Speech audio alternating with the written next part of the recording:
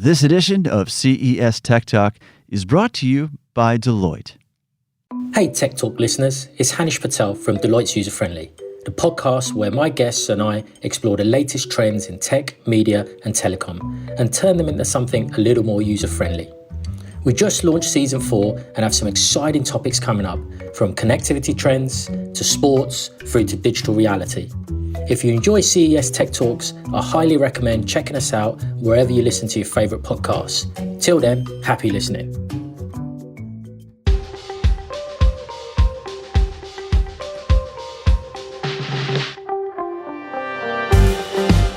Hey everybody, I'm Tyler Suiters with the Consumer Technology Association. We are the owners and producers of CES, the world's largest, the world's most influential tech event underway right now. And we are joining you from the show floor at CES 2020 here in Las Vegas. It's a bit of a tradition for us when the show is underway that we host media roundtables, talking to the reporters, the editors, the journalists who are covering CES, and some of whom have covered CES in decades past, not just years past.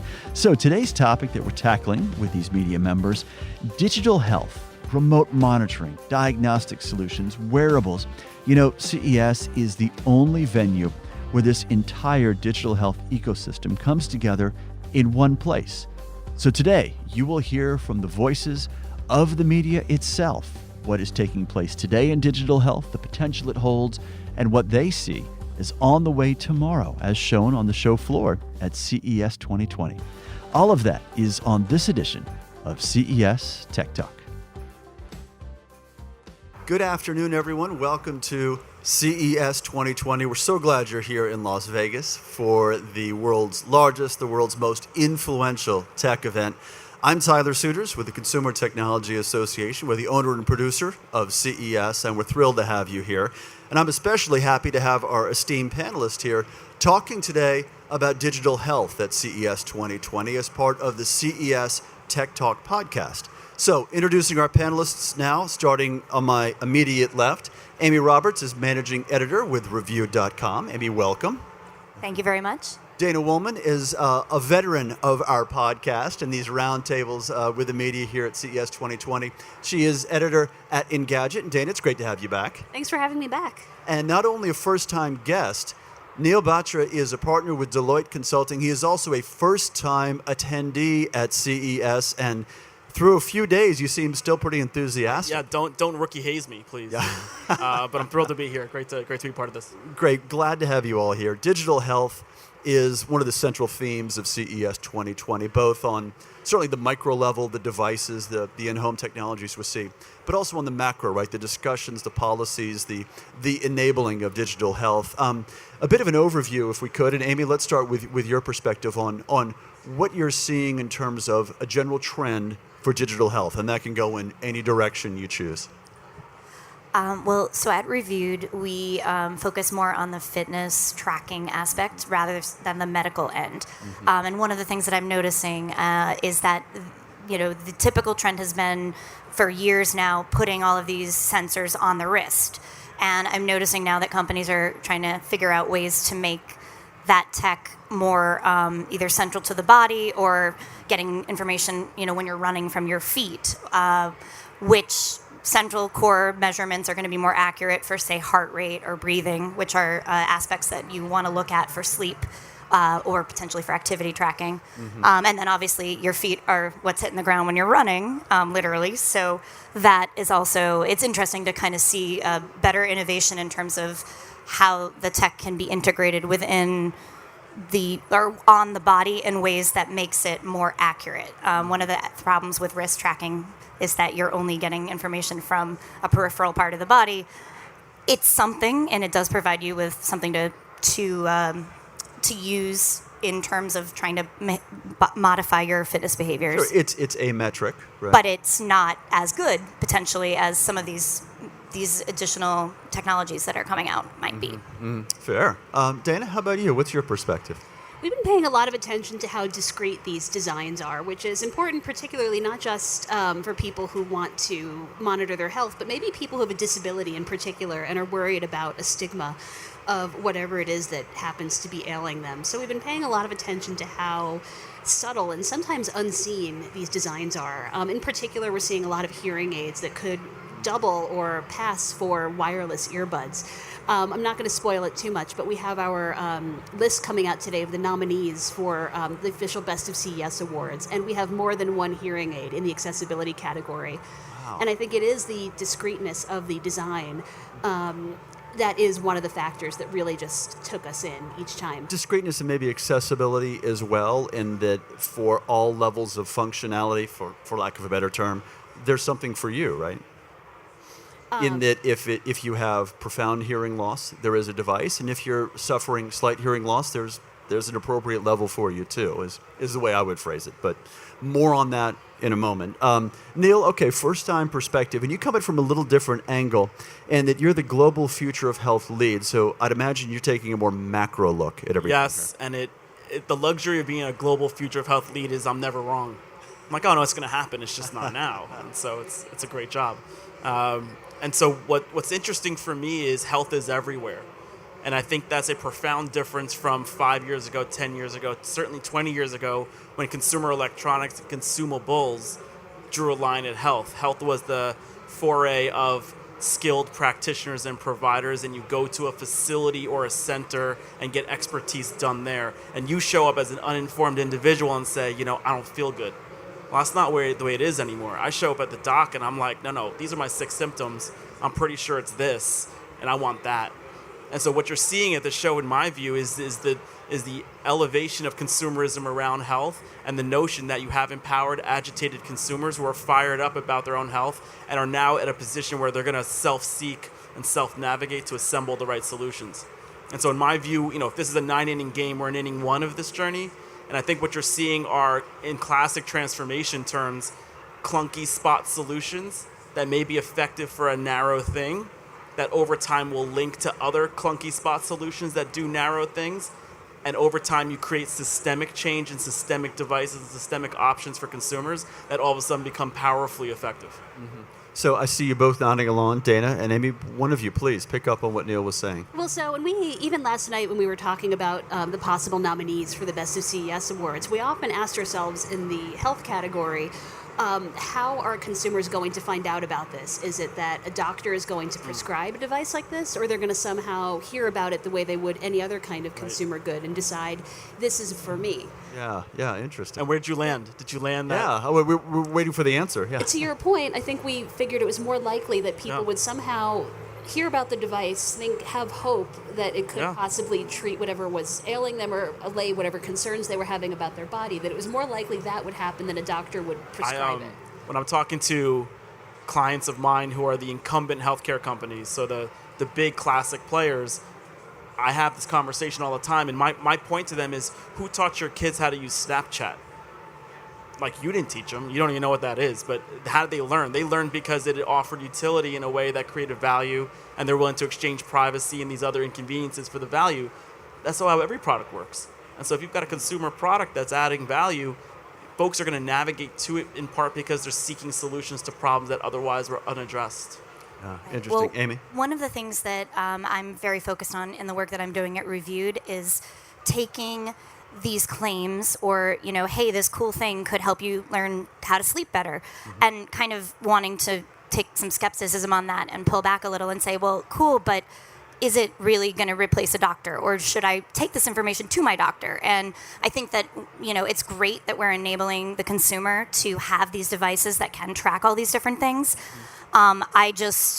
I'm always a little concerned that, you're reading this marketing claim and you're like, this is going to be the cure-all, and I don't now need to speak to a doctor about it. And so one of the things that I've noticed in a few companies is that they are actually trying to bridge that gap in a better way, where they're helping to, there's a device that you can wear that'll track your sleep, and then you can get that information, and they've contracted with sleep doctors that will then help you figure out really in real life what you need to be doing. But these are medically trained professionals. It's not just a device that's now telling you, oh, you didn't sleep all last night, and now suddenly you feel unrested because the device is kind of and psychologically messed with you. You know what I mean? Drink more water, right? And I love that. I'm sorry. Dana, please. I think a lot about this. The challenges of being a reporter covering these products. I think you need to approach it with a certain level of curiosity, but also some skepticism in that we aren't doctors and we aren't medical professionals. And how do you investigate and interrogate the claims that these companies are making and sort of examine it yourself? Well, that brings up, if I may, Amy, for both of you, are you learning more? Are you becoming better informed consumers by what you're reporting and the stories you're writing and the coverage you're providing? I mean, I hope so. I hope that, as a journalist, that's the job of a good journalist is to take that information, synthesize it, and send it back to the reader in a way that will help them understand better what they're getting into and what they're doing. I have a background as a personal trainer, and that does help me a lot when I hear fitness claims, because, I'm certainly not the foremost expert on fitness, but I know when I'm hearing marketing versus when I'm hearing something that's like based on the current exercise science.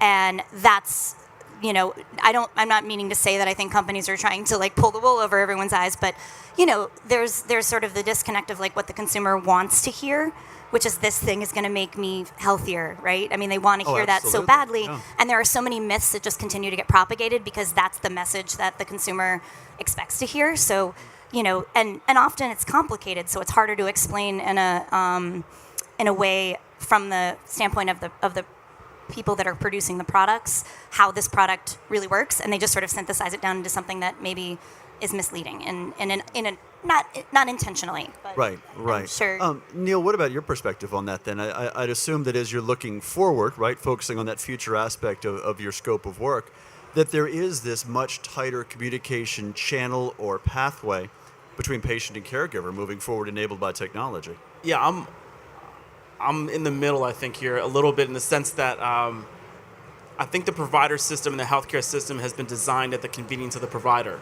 right?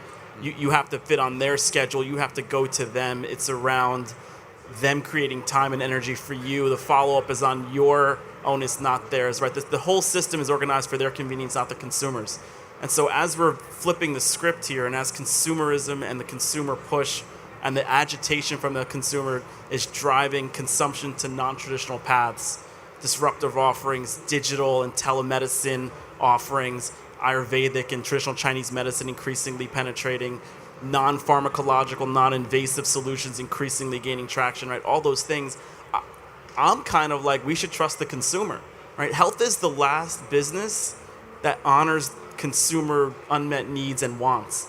And what you often hear from companies is, well, they don't understand. They don't get it. And so I take the point that they may not be precise and we're worried about the spin, and I think those are very fair. Those are very fair, and there is some of that. But I also think there's an element here where, if you look at cosmetics, like cosmetics may be very successful if they don't do anything technical at all because they make you feel good, right? So there are performance attributes that are non-physical or non-clinical and non-technical in nature, even when it comes to health, that I think are genuine and matter, and frankly, consumers will pay for it. You're looking at me skeptically, Dana, so jump in here. Take me out. Please. Oh, I'm considering that point. Yeah. Ponder away, please. Very kind. On a more micro level, because Dana and Amy, I know you take deep dives into products themselves and what they do and how effective they may be and what they could develop into. What have you seen specifically so far that has either of you a bit excited about the potential within a device or specific application here at CES? I was taken with the Ything Scan watch, which has not one but two optical sensors on the back, and one does the usual ECG test, which has become more or less standard in smartwatches, but then the other optical sensor claims to detect signs of sleep apnea, which is not a condition I have heard talked about much, at least at this show, or really ever, in the tech industry. So it's always interesting to hear medical conditions alluded to that you don't think are being talked about that much. Yeah, and I've seen at least one other device and exhibitor talking about that based on measurement of oxygen levels, Yes. correct? Is that the same Blood thing? oxygen levels. Exactly, yes.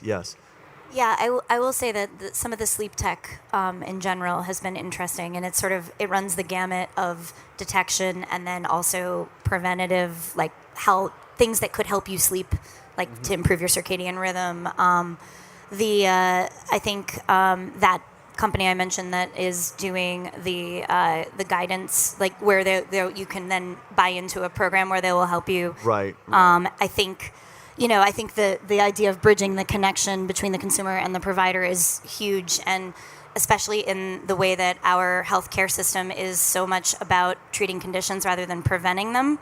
I think a lot of the things that tech can do to help facilitate that. So if someone does have signs of sleep apnea that they didn't even realize was a problem, maybe they can go get the help they need to be able to rectify that before it becomes a worse problem. Right. Or they'll learn better hygiene, so that their sleep doesn't suffer over the long term.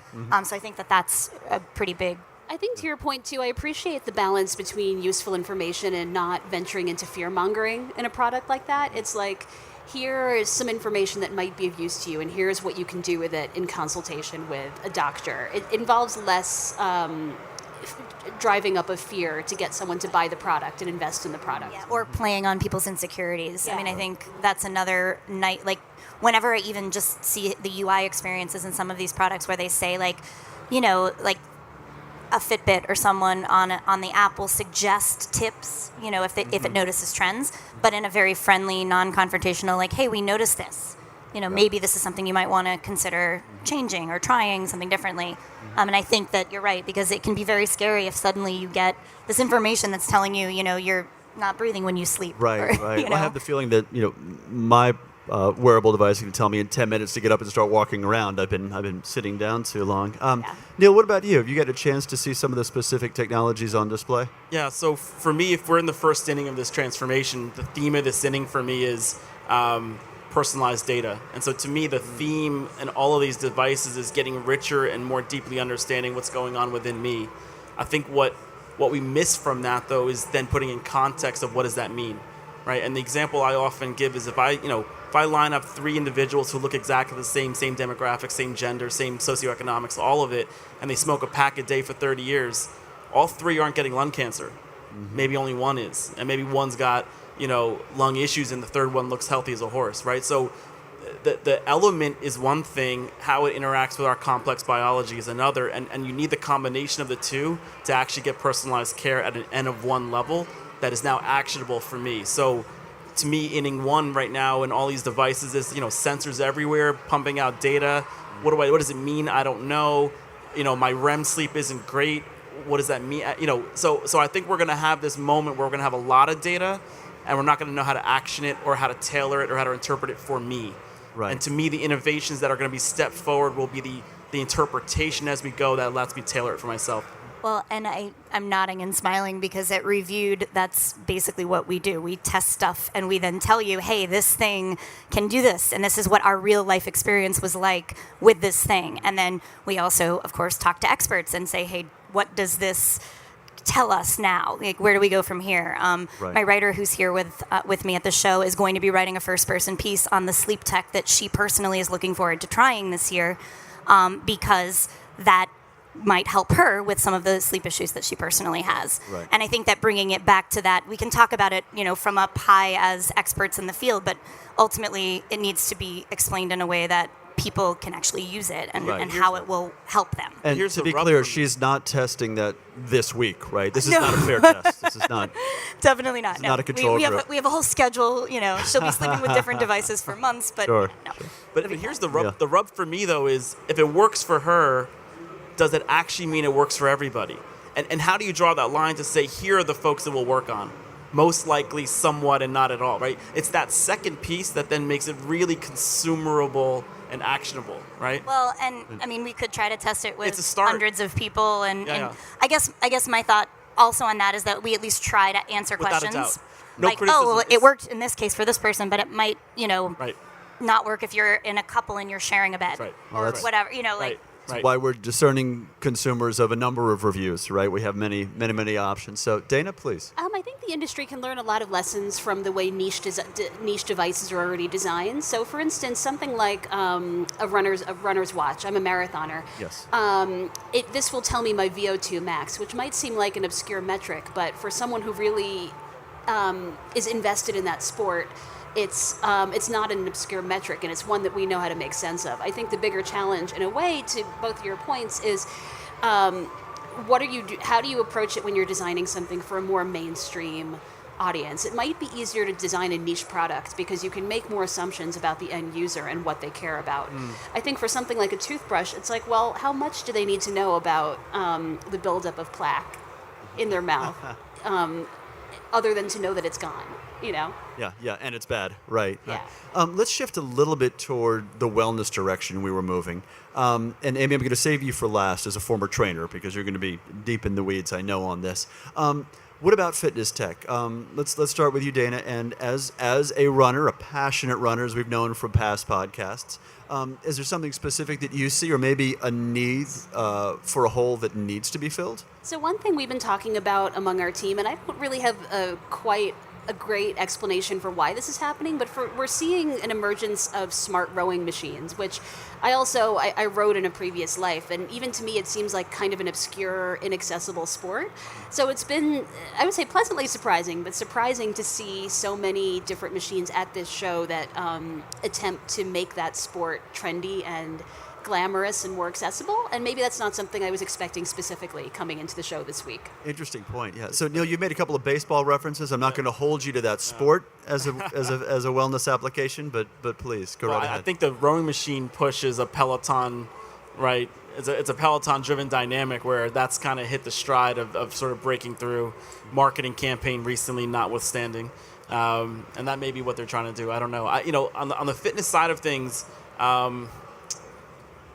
I think what's interesting is, again, consistent with my first inning individualized data dynamic, I think that's what's coming to fitness as well. You're getting a lot more information, a lot more data. You're able to link it, move it, share it, translate it, interoperability, link it to other data sets as well, and maybe make a holistic view of what's going on. I think that's all good. I think it's niche in nature, but I think oftentimes a lot of innovations occur when you get a niche community and you tailor specifically to them, because they're willing to spend money on some really nascent frontier pushing tech because they're up for the experimentation because it matters to them. Yeah, right? Yeah. I'm just projecting and wondering who likes rowing. I row and I don't like rowing. I hate rowing too, but it's good for you. It's something about who likes suffering in the name of physical fitness. So from your perspective, Amy, both as a trainer but also as a consumer, what has you excited? So I love that you brought up the rowing machines because I noticed that trend as well. And I, from a trainer perspective, love it because rowing functionally is kind of opposite muscles that we use in daily life. When you're sitting and you're hunched forward and you're not using your lower body, the rower completely undoes a lot of the bad posture damage. Yeah.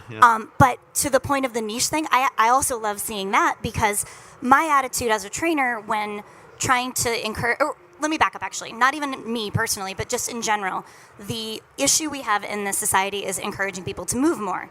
And while I could tell you as a trainer, you should do this, the U.S. guidelines, 3 days a week of cardio, 2 days a week of resistance training.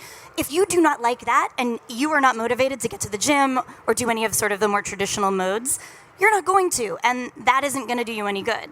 So I love it that maybe there is someone out there that's so excited about rowing and now they've got 4 new machine options that they could get.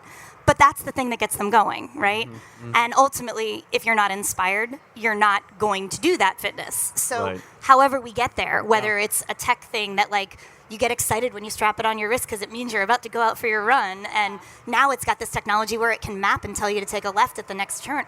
Mm-hmm. Fantastic. That tech has now enhanced something that you already liked and makes it even better. And you're seeing, so I've got one example where there's a major health plan that actually, to get their members moving, committed to letting them to earn out certain wearables over time if they met certain criteria. So you'll get this Apple Watch after 6 months, but I need 10,000 steps from you every day, and I also need you to meet a couple spot challenges. And some of their spot challenges would be 3,000 steps in an hour. And the earn out to meet those challenges was 80% plus. Wow. And it was incentive-based, right? Rewards-based? Incentive-based reward. It's a reward was actually keeping the device. You earned it. It's yours now. And so what's interesting is fitness as a niche, you can go high-end and get returns, but actually to get people to move, you may need to link to other elements or aspects. The cool factor, the fact that it's got utility as a watch itself, the gamification aspect, the community aspect. I think behavior change and this notion of nudging needs to come into play here, and these things need to start connecting to make it all kind of happen. Yeah, exactly. I mean, Yeah. ultimately, buying a $3,000 machine is not going to suddenly make you into the best rower. Right. But if you already know you kind of like that thing, and now it's made it that much more exciting to do it, you have it in your living room, you have motivational coaches, you have a beautiful screen, and you can pretend you're rowing on the Seine or whatever, then awesome. The one thing that always makes me worried when these big expensive things come out is that people will spend money and it will just collect dust. So ultimately, you still have to be honest with yourself. Is this thing really going to motivate you? And then, you get major returns for these tiny, these nudges that you are getting from that device. One final topic before we roll, and it's a big one, but just a top of mind comment on the idea of value-based healthcare and how tech can advance that. In other words, the outcomes are much more success story driven, right, rather than the models we have now. So how does healthcare through technology deliver better outcomes at lower prices? Neil? Yeah, and I'll just a quick start, which is as you collect data around the individual, it lets me keep score in a more meaningful way. And so to me, value-based care are companies going at risk for their product and them getting paid only when your metrics move. So on the $3,000 rowing machine, maybe it's only $200 to start. And as your weight comes down, as your oxygen levels go up, as your aerobic fitness goes up, you pay them more or something, right? They earn out as you perform and as a product performs. That to me is value-based care in a simple context. I'm being a little bit dramatic, but I mean, that's what it should be. They should be at risk for their product. And he keeps looking at me like I'm crazy. No. I also think positive motivation is so important. I've worked at a number of companies where there have been different ways that the healthcare has been structured. And, the ones that I see that seem to be the most effective are the ones that are the positive things, like, hey, we're having a step challenge. You can get a Fitbit for half price, and then everyone get into teams, and now for the next week, we're all going to try to see who can get the most steps. People get motivated. Not everyone gets motivated by that, but like having a positive thing, earning points to be able to then buy a device, I think is definitely a much better way to go about it than like the opposite way, which I think is sort of maybe the more traditional way of like, if you smoke, we're going to make you pay more for your health insurance. Well, why don't you give me an incentive-based thing so that if I do the cessation program and I stop smoking, I then get a cut, or something that's more positive. And I think that's where tech can come in, where you can measure that for the positive. I agree. Yeah. It's hard to stop right now with so much more to talk about, what we will. And Dana, I will say that you've left me thinking about moving from comparing step counts with one another to comparing VO2 maxes at some point, and finding deeper value in the data we collect. So thank you all. Amy Roberts with Reviewed.com, Dana Wollman with Engadget, Neil Batra with Deloitte. A real pleasure, and have a great rest of CES 2020. Thank too. you. Thank you. Thanks so All much. right. A reminder for everyone here, please subscribe to the CES Tech Talk podcast. You won't miss a single episode, and you can catch up on everything that happened here at CES 2020. And we'll see you next time on Tech Talk. All right, next time on CES Tech Talk, our third and final media roundtable from CES 2020. We're talking to journalists here about vehicle technology. Now, you know that CES hosts the world's leading auto manufacturers. We also have live self-driving demos. There are concept cars on display, many of which are getting some serious buzz already, and also the emerging trends in the world of vehicle technology. A deep dive into vehicle tech at CES 2020 on our next edition of CES Tech Talk. Okay, a reminder to subscribe to this podcast. That way you won't miss any of our episodes, and you can catch up on some of the topics we've already discussed leading up to CES 2020. And you can still download the CES 2020 app. That way you can track the events, the exhibitors, all the panels taking place here in Las Vegas this week at the big show. Now, none of this is even remotely possible without the true stars of our podcast, our executive producer, Tina Anthony, and our senior studio engineer, John Lindsay. You all are the best in the business. I'm Tyler Suiters. Let's talk tech again soon. This edition of CES Tech Talk has been brought to you by Deloitte. Hey Tech Talk listeners, it's Hanish Patel from Deloitte's User Friendly, the podcast where my guests and I explore the latest trends in tech, media and telecom and turn them into something a little more user-friendly. We just launched season 4 and have some exciting topics coming up, from connectivity trends to sports through to digital reality. If you enjoy CES Tech Talks, I highly recommend checking us out wherever you listen to your favourite podcasts. Till then, happy listening.